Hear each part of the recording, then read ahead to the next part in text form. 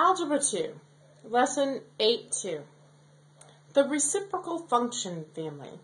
Now, I hope you noticed I have a little really bad drawing, but I thought it was, it must be late at night, because here I have the function family here. I've got the father, which is f of x, the mother, which is m of x, and the baby, which is b of x. Ha ha ha.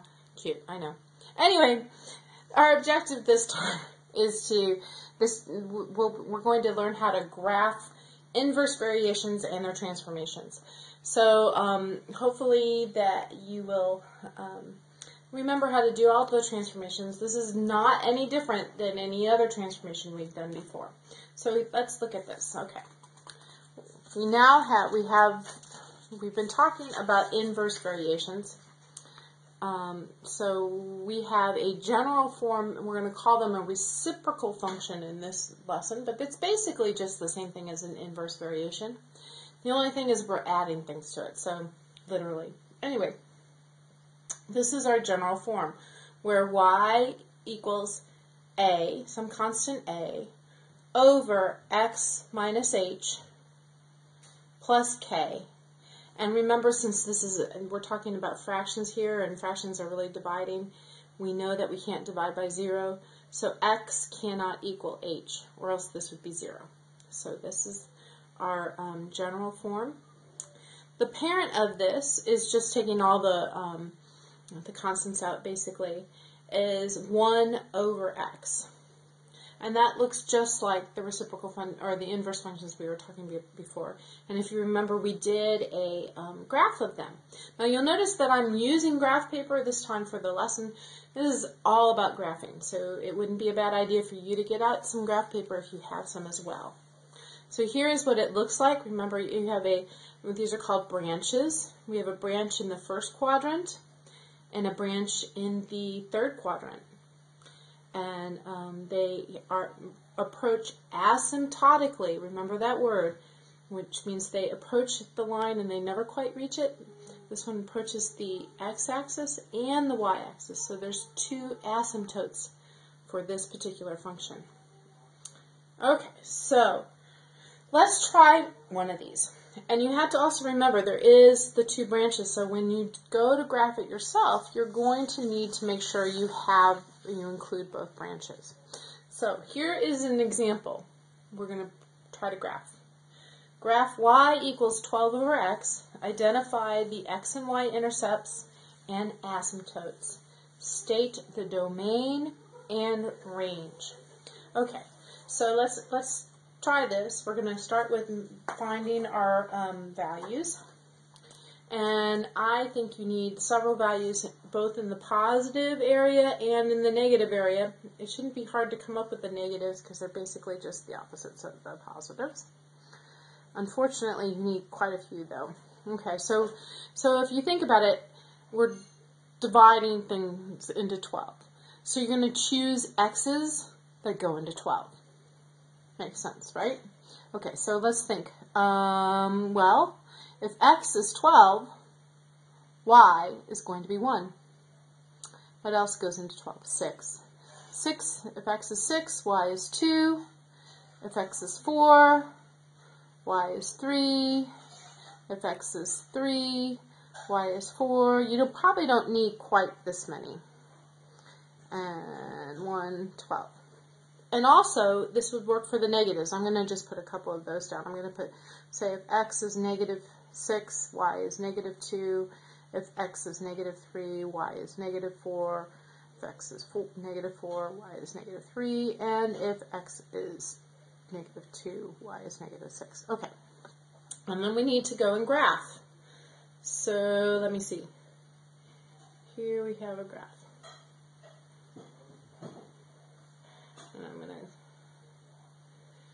I'm not perfect, but I try to want to be as straight as possible. And remember, when you're using graph paper, use the graph paper. Use each of make your scale go along with the squares. Make your axes, on the lines. I mean, why have graph paper if you're not going to use it? Don't put in your own little hatch marks. Okay, so I'm using each one as 1. Obviously, I didn't go to 12, so I'm going to start with I'm going to start here, 6, 2. So we're going 1, 2, 3, 4, 5, 6, 2, 4, 3.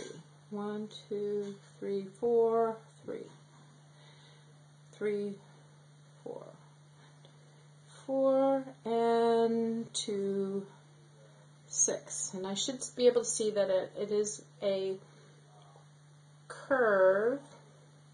And if I continued it out, it would start getting close to the axis. Similarly, on the negative side, I've got negative 6, 2,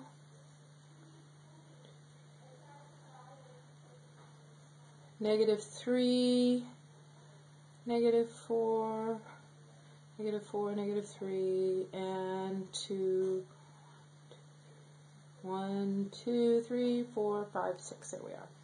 Okay, so I think something looks a little weird. Oh. This should be here, and this should be there. Oops. Alright, well, the graph goes through here. So here's my other branch. And once again, I asymptotically reach to. So identify the x and y intercepts. Well, that's where the graph goes through the x and y axis. It doesn't look like it's going to happen. So there are no x, y intercepts. And that's you're going to find pretty much on all these reciprocal functions as long as there's nothing being added. And asymptotes. Well, our asymptotes are the axes. So x equals 0, which of course is this one right here, and y equals 0, which is our x-axis. Domain and range. There is going to be a value for every single x except where x equals 0. So our domain is all real numbers except x equals 0. And range, similarly, because we have an asymptote right here. So our range, as we're going up here, is all real numbers. Remember this little r, this r with the fancy little thing on the side is a symbol for all real numbers, except y equals 0. And there's our answer. There's our graph. Okay, well, that tells us how to graph it. Now let's look at doing some transformations. And I've done some graphing ahead of time for us this time. We're going to start with our parent function, which we talked about already, which is just y equals 1 over x. Well, if you remember when we were talking about our general function, this 1 can change. It can be a different constant. So, for example, and it's a. If I make a less than 1, but of course positive still, so between 0 and 1, or a fraction, what happens? Well, let's look. Here I have it. For example, a is 1/2. Then I have 1/2 over x, which I want to say also equals 1 over 2x. It's the same idea.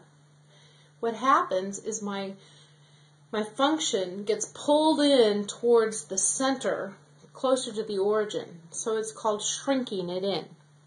Okay? So if I have an a that is less than 1, but greater than 0, I end up shrinking my function. What happens is if I have an a that's greater than 1. Well, let's look.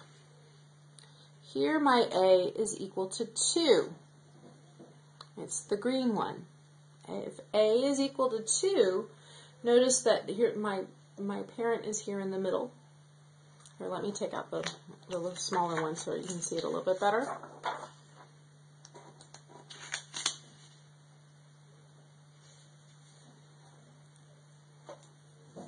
And I'm hoping you can see that all right, even though there's a little bit of a reflection of the light. My function comes out away from the origin, or I'm enlarging or adding to it, so it becomes bigger. Okay, if a is greater than 1. Now, what happens if it's negative? So this is the dilation. Is our a once again will dictate the dilation of our function. But what happens if a is negative? Okay. Now I'm going to leave my other one here. Here's the blue is if a is negative. And it is a reflection. Now you may look at this and say, how is that reflected? But watch. If I flip this over the x-axis, like that, I get the same thing as I had before. See, they line up the same. And this is, of course, y is still 2. Now a is negative 2.